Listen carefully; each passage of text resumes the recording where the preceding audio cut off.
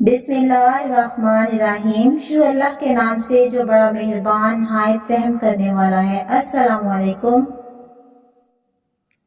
انگور کو ایک دفعہ حضرت نوح علیہ السلام اور شیطان نے 3 دفعہ پانی دیا۔ جب حضرت نوح علیہ السلام نے اپنی قوم کو کشتی سے نیچے اتار لیا تو اس وقت اللہ تعالیٰ کا حکم ہوا کہ اے نوح، جتنے تخم اور جڑیں ہیں یہ سب زمین پر بو دے۔ چنانچہ حضرت نوح علیہ السلام کو تخم اور تمام جڑی بوٹیاں مل گئیں، لیکن انگور کی جڑ نہیں ملی۔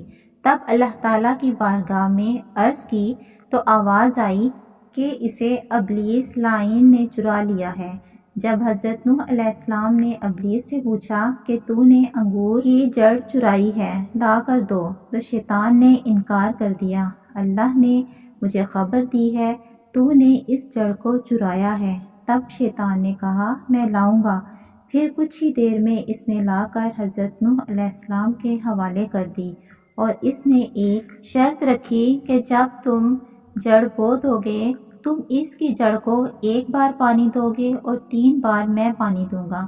حضرت نوح علیہ السلام نے اسے قبول کر لیا اور اس کو زمین میں بو دیا۔